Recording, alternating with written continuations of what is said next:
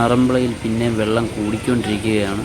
അപ്പം അതുകൊണ്ട് രക്ഷാപ്രവർത്തനമൊക്കെ ഇങ്ങനെ നടക്കുന്നു. അതുകൊണ്ട് വള്ളങ്ങൾ പിന്നെയും വന്നിട്ടുണ്ട്. പിന്നെയും പുറകെ വള്ളങ്ങൾ വന്നുകൊണ്ടിരിക്കുന്നുണ്ട്.